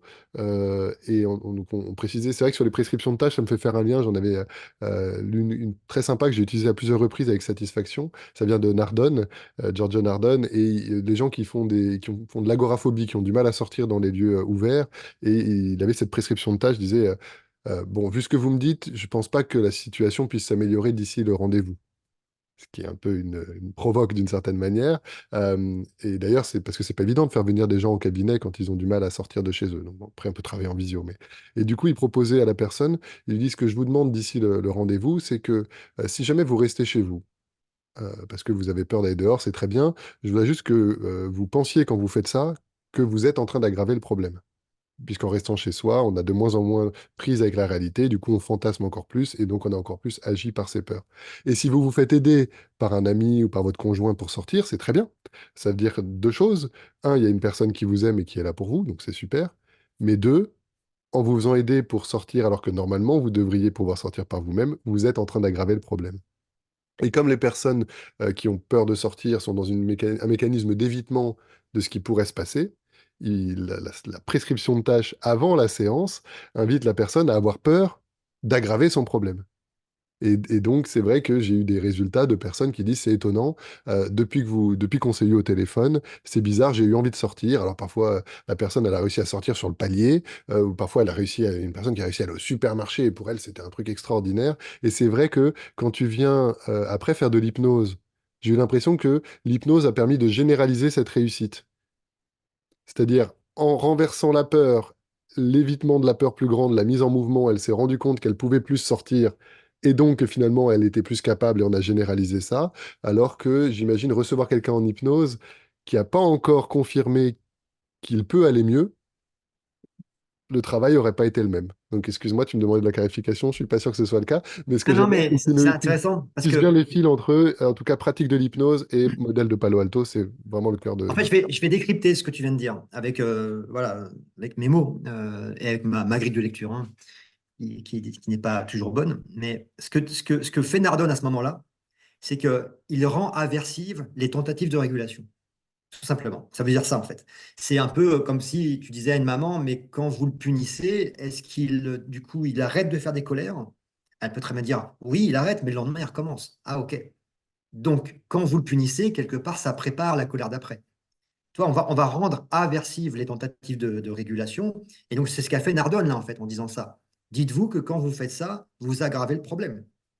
Voilà. Donc, c'est juste un recadrage sur les tentatives de régulation. Ensuite, il y a peut-être une part de freinage. On en parlait tout à l'heure. Il y a une part de freinage. Peut-être que pour l'instant, c'est trop dur pour vous de sortir. Et le fait de créer ce challenge-là, cette frustration-là, peut-être que ça va aider la personne, mais peut-être pas. On ne sait pas. S'il suffisait de freiner les gens pour qu'ils fassent ce qu'on a envie qu'ils fassent, quelque part, ce serait magique et on serait riche, quoi. Mais donc on ne sait pas. Et il y a cette position de non-vouloir qui est importante, c'est de dire, je freine parce que c'est stratégique, mais je ne le fais pas pour la personne, en fait. Je le fais parce que peut-être que c'est vrai que c'est trop tôt pour elle. C'est peut-être vraiment trop tôt pour elle. Et c'est peut-être vraiment un truc que j'arrive même pas, moi, à imaginer, parce que moi, je n'ai pas cette phobie-là. Et donc, dans mes tripes, j'ai pas le tsunami que elle vit. Donc, on va rester très, très prudent par rapport à ça. Ensuite, un peu de parallèle avec les TCC, tu en parlais tout à l'heure. Ben, en fait, les TCC vont aller dans ce levier-là aussi. Ils vont aller sur une sortie progressive jusqu'à ce que ce soit inconfortable. Hop, le premier jour, je vais jusque-là. Je reviens. Le lendemain, je vais un peu plus loin. Et en même temps, j'observe mes sensations, ce qui me permet d'accepter. Donc, je me confronte à mes sensations que j'évitais quand je restais chez moi. Donc, en fait, tout se tient finalement dans tout ça. Alors, du coup, tu as fait un lien avec l'hypnose et là, je ne l'ai pas compris. Mais c'est que dans l'hypnose ou dans une approche hypnotique pure, on aurait mis la personne en hypnose pour aller au contact du mécanisme qui lui donnait peur d'aller dans des endroits ouverts où il y avait du monde, et on aurait probablement aidé ce mécanisme à se mettre à jour pour que le mécanisme de protection soit plus efficace. Tu peux être en sécurité dans des endroits où il y a du monde. Mais tout ça, on l'aurait fait dans une espèce de réalité virtuelle sans s'exposer. Et donc, ensuite, j'ai l'impression qu'il faut arriver à connecter ce qu'on arrive à installer un peu dans l'intrapsychique de la personne, dans ses émotions, dans ses ressentis. Il faut arriver à le faire s'enraciner, entre guillemets, dans la réalité. Quand la personne, elle vient et qu'elle a déjà commencé à faire pousser son arbuste dans la réalité, qu'elle voit que ça s'est enraciné et que ça donne une fleur, bah, c'est plus facile de mettre de l'engrais et de le faire pousser plus vite, j'ai trouvé, que de le faire pousser, je sais pas, in vivo, pas in vivo justement, sous des lampes, etc. Et puis après d'aller le faire pousser dans son terrain naturel. Mais ouais, en fait, il y aurait plusieurs manières de faire, je pense. C'est soit on fait d'abord en cabinet cette exposition-là, ou en visio, par exemple. Tu lui fais se projeter cette personne-là sur le fait qu'elle sort et tu explores les choses. Soit tu lui demandes de le faire avant hypnose et tu dis on fera de l'hypnose quand on aura bien mesuré à quel moment ça devient impossible d'aller plus loin, éventuellement. Et quand tu fais ça, je pense que du coup, c'est du cas par cas, là je fais des grosses généralités, mais la personne, du coup, elle est quand même vachement plus actrice de son changement. Parce qu'elle a déjà fait le premier pas. Peut-être qu'elle va dire, bah, jusqu'à la bouche du métro, c'est bon. C'est après que ça devient vraiment très dur. Ah, ok. Du coup, on fait de l'hypnose quand tu es à la bouche du métro. Parce que là, c'est peut-être le point dur, en fait. Il y a peut-être d'autres trucs qui viennent s'inviter, d'autres sensations. Tu vois, il y a quand même cette idée que passer à l'action, c'est redonner du pouvoir d'agir aux gens. Tu vois? Or, l'hypnose, et une fois dans l'une de tes interviews, tu disais, Nardone disait que l'hypnose, c'est pas compatible avec la systémie stratégique. Il m'a dit ça. Après, Tu avais dit ça. Et je pense que c'est parfois à cet endroit-là que ça ne l'est pas. C'est-à-dire que quand tu veux redonner du pouvoir d'action aux gens, tu veux les remettre en route grâce à des techniques un peu paradoxales, potentiellement, c'est incompatible avec le fait de dire je vais le faire pour vous grâce à l'hypnose. Donc après, c'est une question de cadrage de l'hypnose. Tu peux très bien dire je fais de l'hypnose, mais dans l'hypnose, c'est vous qui allez faire ça en fait. Tu vois, c'est vous qui allez vivre ça de l'intérieur. Moi, je suis juste l'accompagnant. D'accord? Donc ça dépend comment tu le cadres. Mais effectivement, il y a peut-être des moments où l'hypnose devient incompatible avec la stratégie parce que l'hypnose risque assez rapidement de basculer sur on va faire un truc qui va vous simplifier la tâche, entre guillemets. Et parfois, c'est cool de simplifier la tâche, hein, c'est plutôt bien. Tu vois, c'est là où je pense que des fois, les deux peuvent ne pas aller dans le même sens, en fait. simplifier la tâche ou vous rendre encore plus passif par rapport à la difficulté. C'est-à-dire, C'est ça. endormez-moi, réveillez-moi et je veux que tout soit changé sans rien changer. Je veux perdre beaucoup de poids sans changer mon régime alimentaire, ni mon exercice, mon activité physique, et sans prise de conscience sur mes enjeux émotionnels, par exemple. Bon, je ne sais pas quelles sont les croyances, les tiennes et celles de ceux qui nous écoutent, mais j'imagine, donc dans ma représentation en tout cas, euh, je ne vois pas comment ça peut marcher. Alors après, on peut vraiment faciliter. Parfois, avec le travail inconscient, il y a des accélérateurs, etc. C'est vrai que l'être humain est tellement complexe que penser tout résumer et tout comprendre est probablement un peu fallacieux. Mais en tout cas, on voit bien ces Mhm. différences de posture. Et tu vois, je vais donner un exemple d'une personne que j'ai reçue il y a quelques semaines. Euh, pour montrer que l'hypnose, ça peut vraiment être un plus, hein. D'ailleurs, il y a les écoles de thérapie brève, chez Virage, il y a maintenant des modules d'hypnose, en fait, hein, qui viennent, on forme les thérapeutes stratégiques à l'hypnose. C'est assez récent. Ça a quelques années parce que l'hypnose vient emmener vraiment quelque chose vient, comment dire, rendre plus puissant, je n'aime pas trop ce terme-là, mais vient un peu renforcer, en fait, la stratégie de Palo Alto. Et donc, je te parlais d'une personne que j'ai reçue où, en fait, elle était dans la recherche de contrôle de son conjoint. Et, euh, et en même temps, il y avait eu une histoire d'amour d'avant qu'elle n'avait pas bien digérée, quoi. Tu vois, il y avait des trucs qui étaient. Et donc, c'était un peu dur à décoder d'un point de vue systémique. Bon, c'est pas toujours grave de pas réussir à avoir une vision bien systémique dès la première séance, parce qu'on peut prescrire des tâches d'observation, on peut prescrire des tâches de priorisation, on peut prescrire des tâches de réflexion. Ça fait partie de la démarche, hein. Palo Alto, c'est pas one shot comme ça.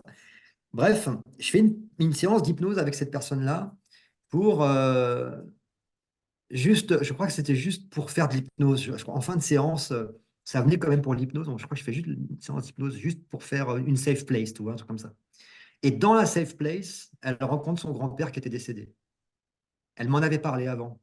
Mais dans sa safe place, elle rencontre son grand-père qui était décédé. Et là, grosse larmes, etc., chagrin, etc. Et, et à la fin de l'hypnose, je débriefe avec elle. Je dis, bah voilà, vous êtes venu me voir pour ça, il y avait ça. Puis en même temps, dans l'hypnose, on voit ça. Et en fait, c'est là où elle me parle de ce deuil aussi qui n'a pas été digéré, où elle a dû, face à sa famille, tenir bon. Je dois être forte. Je ne dois pas montrer mes émotions, etc. Donc, toi, l'hypnose permet parfois d'aller voir plus précisément, de tomber sur quelque chose sur lequel on aurait peut-être mis plus de temps à dégoter si on n'avait pas fait d'hypnose. C'est là où je trouve que l'hypnose, des fois, réserve des belles surprises parce qu'on arrive à un endroit qui est peut-être là où c'est le plus urgent de travailler. Quoique, pas forcément, mais peut-être. Et donc, dans ces séances-là, je me dis, Palo Alto, c'est génial, je fais du Palo Alto, c'est mon cadre, mais je me laisse surprendre par l'hypnose aussi, qui des fois nous emmène dans des trucs. Puis alors, les gens ils reviennent après, ils me disent, je sais pas ce que vous avez fait sous hypnose, mais ça va mieux, j'ai plus cette sensation-là. Tu dis, waouh, je sais pas ce qu'on a fait, en fait, on a juste fait de l'hypnose. Mais alors, si je décris, si je fais un peu une hypothèse, si je pose une hypothèse, j'aurais tendance à dire que peut-être que les gens qui sont très dans le mental, une séance d'hypnose un peu sèche ou avec une expérience assez basique, aurait peut-être tendance à ramener les gens dans leur corps, tu vois? Et du coup, à mettre de côté un peu ce mental qui tourne en rond, voilà, ce serait une espèce de 180 degrés entre le mental et le corps, les sensations. Il pourrait y avoir un peu de ça. Et puis, parfois, il pourrait y avoir aussi une espèce de recadrage interne, en fait, sur l'hypnose. Je me souviens d'une dame aussi qui me disait, mais moi, quand j'étais petite, enfin, quand j'étais adolescente, j'étais harcelée, j'étais une grande dame, j'étais une belle femme, mais plutôt grande, et on me critiquait pour ma taille, etc. Et on fait une régression, en fait, dans sa chambre d'adolescente. C'est très émotionnel, elle vit des trucs vraiment forts. Euh, Reparentage, tu vois, enfin, le genre de protocole que tu connais, en fait. La fois d'après, elle me dit ça va beaucoup mieux. En fait, je sais pas ce qui s'est passé, mais je crois que finalement, je me suis aperçu grâce à l'hypnose que mon problème venait pas de là. Tu vois, c'est un recadrage, auto-recadrage en fait. Je m'étais toujours dit que c'était mon passé d'adolescente qui me pourchassait, mais je m'aperçois que finalement, alors, est-ce que c'est vrai ce qu'elle me dit quand elle sait pas, enfin, tu vois, on ne sait pas en fait. On est un peu dans l'impalpable, tu vois. Là, du coup, on n'est pas dans l'informatique. On est dans l'humain. Et donc, bah, c'est toujours intéressant de dire bah, l'hypnose a fait avancer les choses et c'est pas toujours lisible sur le pourquoi du comment en fait. Et ben, c'est pas grave. On prend.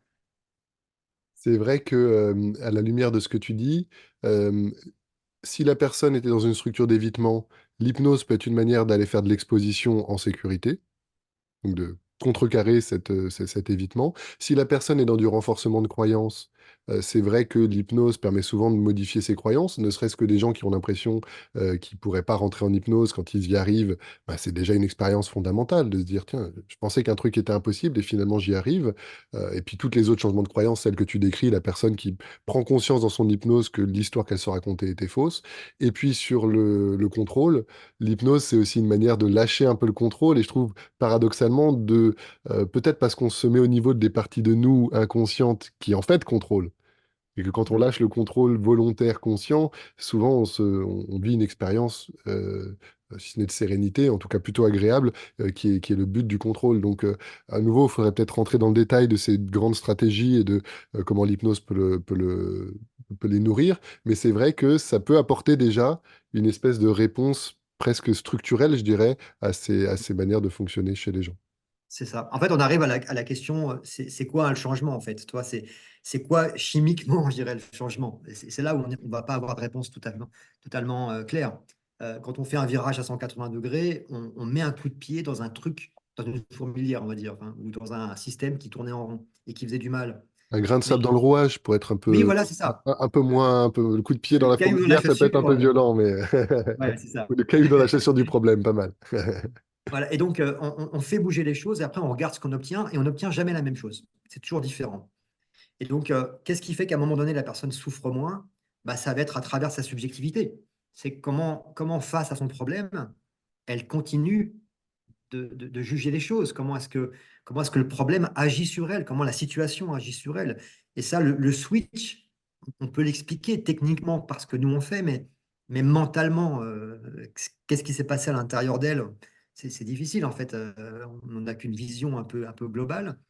Et pour aller un peu plus loin par rapport à ce que tu disais, quand j'ai fait mon retour à l'Arche, je crois que quand j'ai fait mon Prat 1, donc plusieurs années après avoir fait le premier Prat 1, et qu'on voit les métaprogrammes, je crois que c'est en Prat 1 ou je ne sais plus quoi, praticien 1 ou Tech 2, je sais, bref.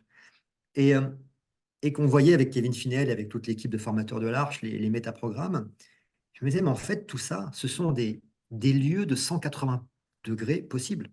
Il y a des virages à 180 degrés à faire à cet endroit-là. Quelqu'un qui est en ref interne, si tu l'emmènes par ton questionnement, par une prescription sur de la ref externe, c'est une forme de 180 degrés. Alors, pas au sens Palo Alto vraiment, parce qu'on n'est pas dans le modèle sur un message implicite, mais un 180 degrés plus chirurgical, je dirais, plus localisé. Tu vois. Quand quelqu'un est orienté passé, et que tu l'orientes par ton questionnement vers du futur, c'est une forme de 180 degrés en fait aussi. Et on pourrait prendre tous les métaprogrammes et se dire quand une personne est vraiment enfermée d'un côté du métaprogramme, quand tu l'emmènes de l'autre, par ton questionnement, par des tâches, par une expérience, c'est une forme de 180 degrés. Seulement, il est moins connecté potentiellement au réel du problème, tu vois, potentiellement. Parce que la tâche Palo Alto, elle est hyper contextualisée, quoi. Mm. Aller, quand tu souffres de ton problème à cet endroit-là, à cette heure-là, quoi, quelque part, si j'exagère un peu. Et la tâche, tu l'as fait à cet endroit-là, quoi. Tu vois? Donc, voilà, donc il y a des leviers. C'est une réflexion que je m'étais faite et puis je te la livre aujourd'hui. Génial. Enfin, j'ai rien inventé non plus, mais Hyper inspirant, ça donne envie de les reprendre, les métaprogrammes, et puis de réfléchir avec cette grille de lecture. On se rapproche de la fin du temps qu'on a ensemble. Je sais pas si tu peux nous redonner quelques éléments sur le cadre. J'ai l'impression que tu nous dis qu'aujourd'hui, ton cadre, c'est Palo Alto dans lequel tu mets de l'hypnose. Et puis, je te livre les deux dernières questions que j'ai en tête, comme ça, j'espère pas trop te surcharger. Euh, mais ça te permet aussi de te préparer pour les réponses éventuelles.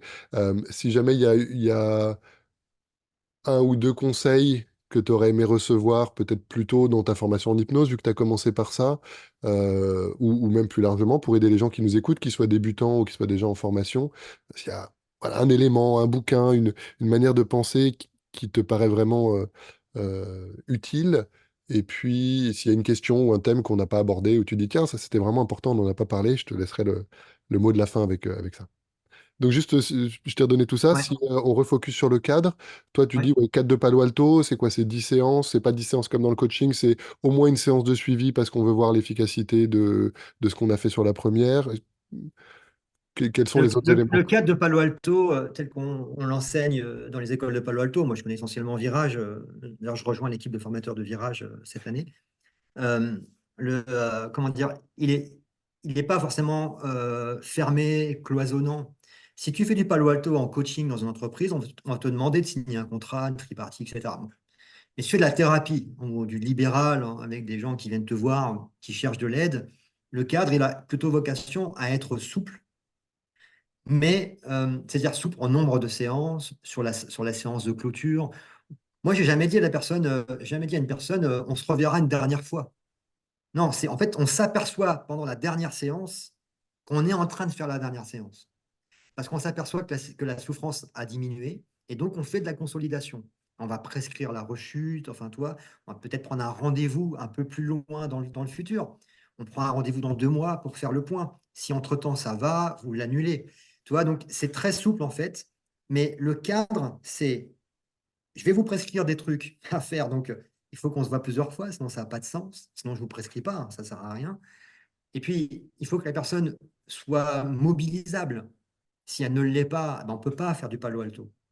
On ne peut pas faire des trucs aux gens qui ne veulent pas. Donc, le cadre, il est très lié au modèle, en fait. Quels sont les paramètres qui font que le modèle va pouvoir être appliqué.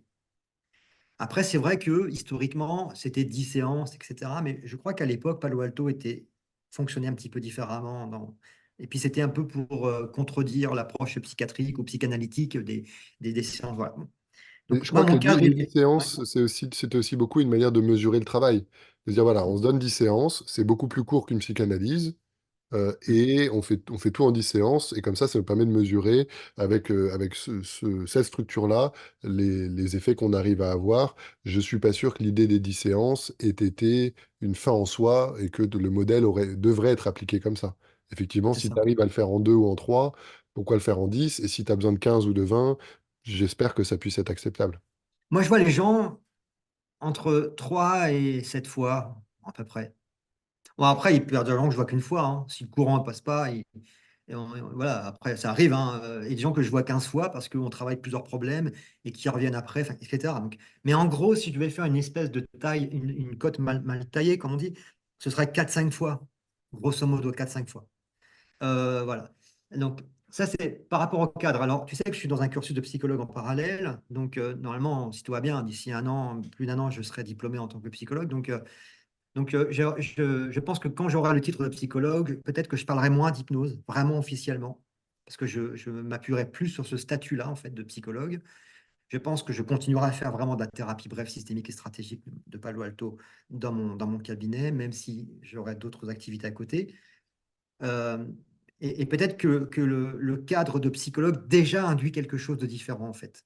L'étiquette qu'on se met, déjà, quelqu'un qui va voir un psychologue, c'est pas forcément quelqu'un qui cherche une solution instantanée. Alors, c'est un peu bizarre de le dire comme ça. Je m'entends parler quand je dis ça. Ça ne veut pas dire que les gens qui vont voir des hypnos ont toujours cette idée-là, mais il y a quand même quelque chose qui, comme tu vas chez le médecin, tu t'attends à repartir avec des médicaments. Voilà. Bon, il y a des lieux où tu sais que la pratique, elle emmène en fait des différentes, un cadre déjà naturellement.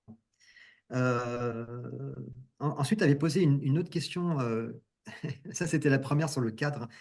Euh, Oui, c'était. Alors, tu nous en ah as oui, donné conseil. plein. Conseil. Ouais, ça des conseils, je pense même des conseils de lecture. Moi, j'avais lu Ouais. Faites votre 180 degrés d'Emmanuel Piquet, et il y a un TEDx qui est très sympa, je le mettrai aussi dans les références. J'avais Ouais. même fait une synthèse de Faites votre 180, il faudrait que je vois si je peux la rendre disponible. D'accord. Mais oui, voilà, à la fois dans Alors, il ton y a un livre, d'hypno et de systémicien, pour les gens hmm, que ça peut intéresser. Voilà. il y a un livre qui sort le 19 septembre, qui sera peut-être sorti lorsque les gens nous entendent.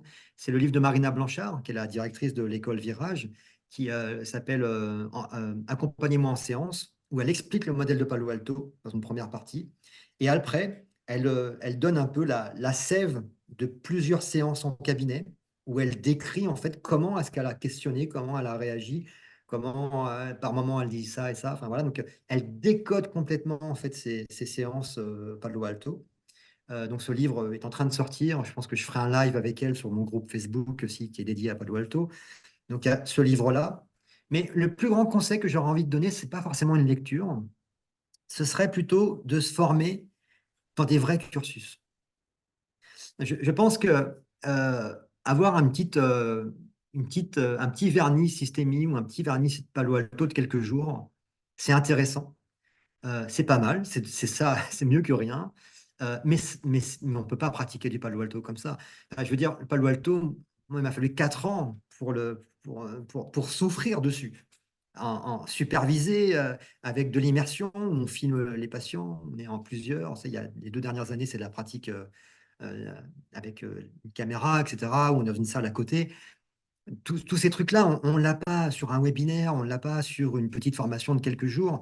Donc, je dirais que quand on sort de l'hypnose, si jamais les hypnothérapeutes ont l'impression qu'il leur manque un cadre complet, bah, c'est d'aller dans une école, que ce soit la Gestalt, le TCC, que ce soit le Palo Alto ou je ne sais pas quoi. Mais c'est vraiment d'aller dans des vrais cursus, en fait. Ça, c'est garant, en fait, je pense, d'une compétence, de quelque chose de construit, en fait.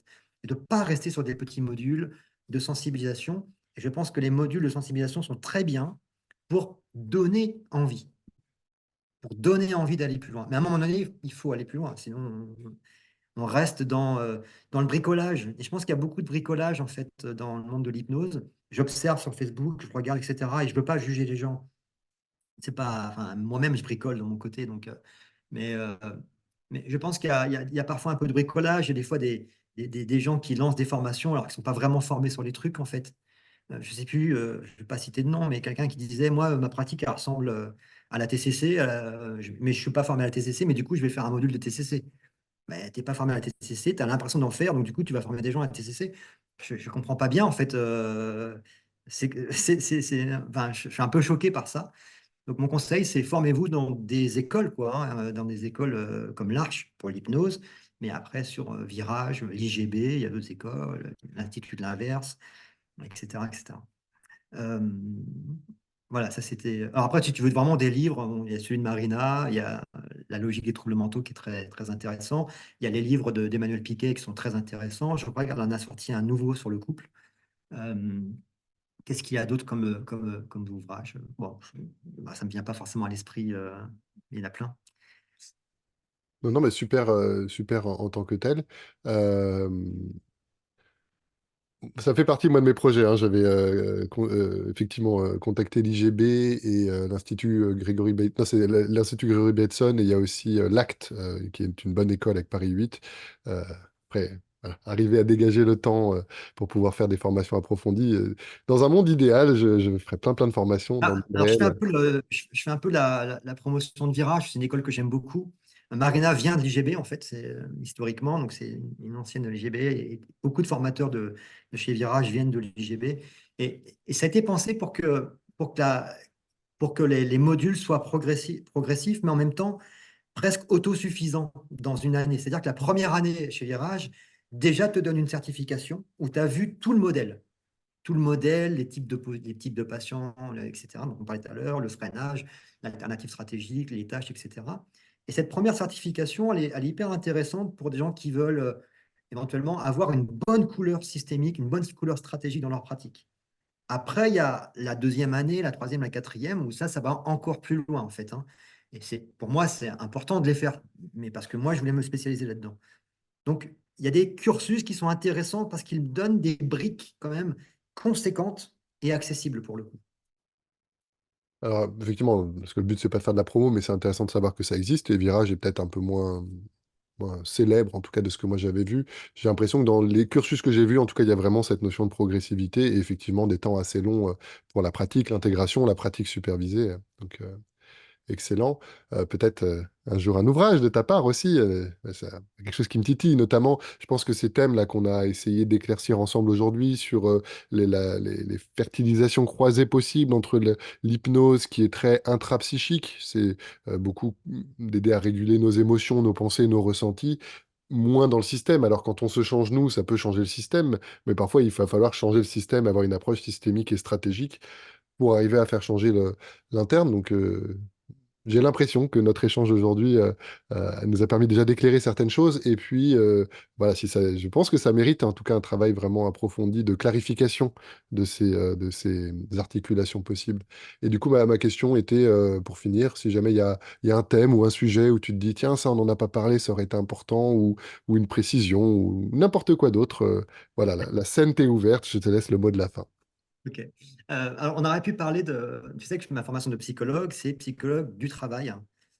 Et donc, dans ce cursus-là, il y a des choses vraiment intéressantes aussi que j'ai découvertes sur quels sont les modèles, là aussi, en fait, d'analyse des gens en activité. Quelles sont les raisons de souffrance au travail, quelles sont les manières en fait d'adresser cette souffrance-là, etc. Et, et ça, dans un autre truc, un autre jour peut-être, mais ça, c'est intéressant parce que ça décrypte aussi beaucoup ce qu'on vit en cabinet euh, sur, euh, sur le fait que le réel, en fait, de nos cabinets n'est jamais réellement ce qu'on nous a prescrit en formation. Tu vois, il y a une différence entre je suis formé, je sais quoi faire, on m'a formé pour ça, on m'a dit comment faire. Et en fait, quand je rencontre des clients, des patients, bah, évidemment, il y a un monde total entre les deux et ça marche jamais de la même manière en fait avec quelqu'un. Et ce gap-là, en fait, est générateur de souffrance. Et c'est là où les gens ont parlé beaucoup de légitimité, de syndrome de l'imposteur, etc.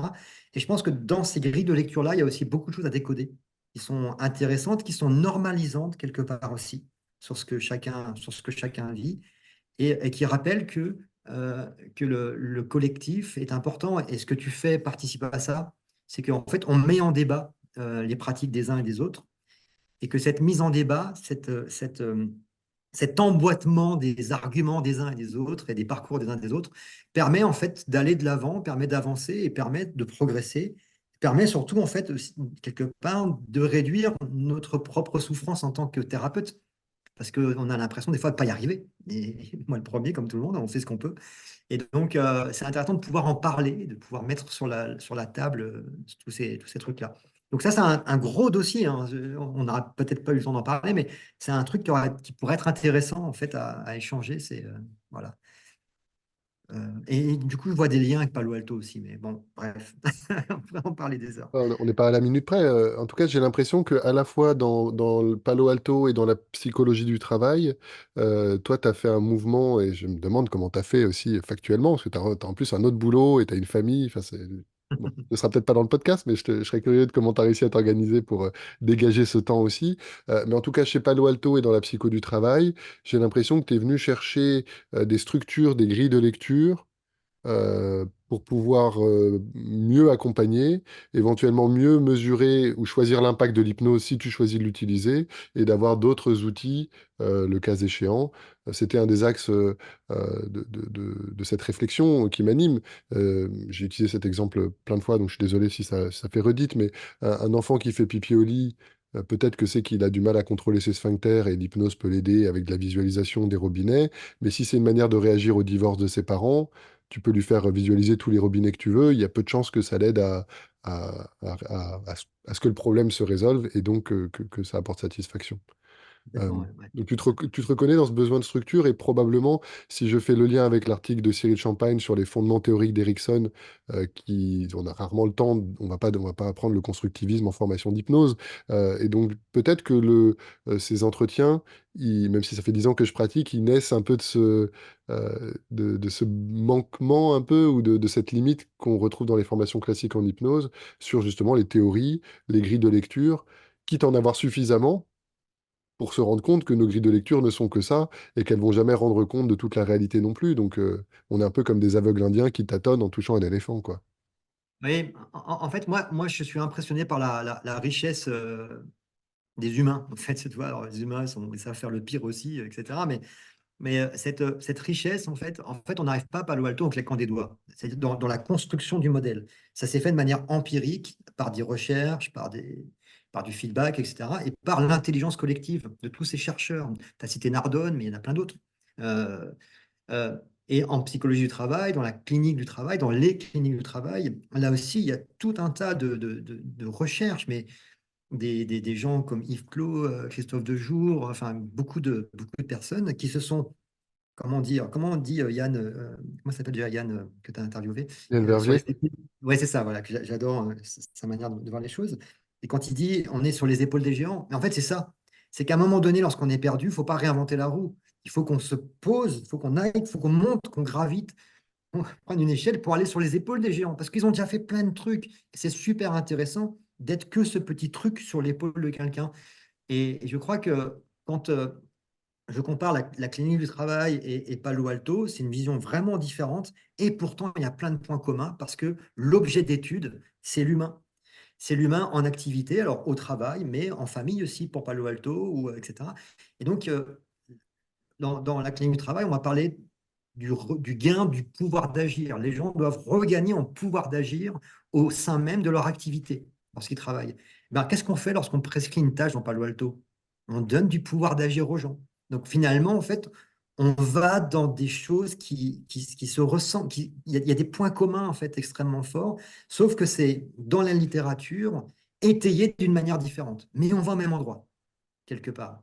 Avec des leviers différents, mais on va au même endroit. Regagner du pouvoir d'agir, en fait. Regagner du pouvoir d'action là où tu t'es senti, comment dire, un peu bloqué dans un truc. Et ben, en fait, on va te faire passer un petit cap. Je me souviens de quelqu'un qui disait une tâche, même si on la fait pas, déjà, le fait de savoir qu'il y a un truc, ça me fait déjà du bien. Tu vois, ça veut dire que déjà, j'ai l'impression que je gagne du pouvoir d'agir dans mon problème. Tu vois, donc, tu vois, il y a des liens intéressants. Donc, Et même on nous, pourrait- en tant qu'accompagnants, qu'est-ce qui a fait que la personne n'a pas réussi à faire la tâche? Ça va souvent nous donner un éclairage sur ses structures ou ses manières de penser. Tu m'as fait repenser, puis après on se dira vraiment au revoir, mais tout à l'heure tu disais, quand je suis un peu perdu ou peu importe, l'hypnose peut permettre parfois que la personne, elle fasse des liens, qu'il y ait des prises de conscience intéressantes. Et sur les épaules des géants, c'est comme ça que tout ça a connecté. Je repensais à Erickson qui disait aussi que parfois quand lui-même était perdu dans un accompagnement, il se mettait en hypnose pour que une autre partie de lui, peut-être plus intuitive, puisse l'aider. Et de fait, ça va, je crois, reboucler avec pas mal d'élégance. Tu disais, voilà, intégrer, je paraphrase, dis-moi si ma manière d'interpréter ce que tu as dit est correcte, mais intégrer le modèle jusqu'à l'oublier d'une certaine manière, et des différentes manières de tentatives de régulation. Voilà, peut-être pas trop y réfléchir en séance, mais l'avoir suffisamment intégré. Et c'est vrai que l'hypnose, côté praticien, peut être parfois une manière aussi d'avoir accès à cette information qui est moins analytique, mais qui est plus, oui, une forme de condensation ou il y a d'intuition un par rapport terme, à ce qu'on a digéré, quoi. il y a un terme pour ça. En psychodynamique du travail, on appelle ça la corpropriation. La quoi? La corpropriation, en un seul mot. Corpropriation. Génial, je découvre un nouveau mot. Qui est en fait le fait que ton corps intègre en fait ton métier, intègre en fait tes gestes métiers, ton activité. Donc on peut faire le parallèle entre le menuisier qui va sentir le bois, savoir si c'est la bonne planche pour faire son étagère ou faire sa guitare. Et nous, en fait, on cherche à corps-proprier, je ne sais pas si ça se dit du coup comme ça, mais en fait, on cherche à avoir ce phénomène de corps-propriation du modèle qu'on nous a inculqué. Alors ça se fait forcément en se cassant les dents, hein. Ça se fait forcément en échouant, en fait, en échouant, entre guillemets, en n'y arrivant pas. Et en cherchant des astuces, on va développer, on va se transformer pour arriver à un moment donné dire, bah, en fait, c'est venu de l'intérieur. Cette corpopriation, ça vient de l'intérieur. Je suis en hypnose, j'ai fait une suggestion, je ne sais pas pourquoi je l'ai faite. Mais alors, qu'est-ce qu'elle a fait mouche, celle-là? Ça vient de l'intérieur, en fait. C'est comme je sais pas, n'importe quel métier, en fait, le tailleur de pierre qui dit cette pierre-là, si je mets un coup là, je ne sais pas pourquoi ça va casser, quoi. Et je ne sais pas pourquoi. Mais tu vois, c'est cette espèce d'instinct qui est la résultante d'une exécution du travail et du travail et du travail. Et enfin, moi, je suis un bébé dans tout ça, hein. J'ai besoin encore de penser le modèle, hein, quand je suis en séance. Je ne l'ai pas corps-proprié, quoi. Tu vois, c'est un peu quand même, mais ça demande des années, des années, quoi. Il y a du travail, quoi. Voilà. Ce qui est une grande beauté de nos métiers, c'est que comme on travaille avec l'être humain qui a une richesse incroyable, il y a probablement plusieurs vies de boulot pour arriver à une maîtrise réelle, si tant est qu'elle soit possible. Donc il y a une vraie richesse aussi de continuer d'apprendre et de se nourrir. Et bah, du coup, merci infiniment de t'être prêté au jeu. J'espère que Moi, je te remercie. l'enregistrement d'aujourd'hui a contribué. En tout cas, à chaque fois, je me rends compte que ça contribue pour moi à continuer de me faire bosser et réfléchir. Je pense aussi bien sûr à ceux qui nous ont regardés ou ceux qui nous ont écoutés. Merci beaucoup. Comme d'habitude, n'hésitez pas à liker, à partager, à commenter, posez-nous des questions. J'ai oublié le nom de ton groupe, mais qui est génial, tu veux bien nous le redire? Thérapie brève, systémique et stratégique, Palo Alto et hypnose. Tout ça, c'est le groupe Excellent. Facebook. Je remettrai le Thérapie lien. brève, systémique et stratégique, ouais, on mettra un lien. Donc, bon, je mets des fois des exemples de situations. Je vais peut-être développer aussi une espèce de covision cette année. J'ai quelques idées, voilà, quelques projets en cours. Voilà. Excellent. Et si vous êtes curieux, il y avait notamment l'enregistrement qu'on avait fait avec Olivier Thévenin sur l'hypnose systémique, qui nous en a parlé avec un regard différent. Donc, je mettrai aussi le lien dans le descriptif. Euh, et bah, du coup, merci beaucoup d'être venu partager voilà, ta Avec richesse, plaisir, Adrien. ta sagesse. Et puis, je te dis à bientôt et évidemment à bientôt à toutes celles et ceux qui nous ont écoutés aujourd'hui. À bientôt. Merci, Adrien. Ciao. Salut, bye.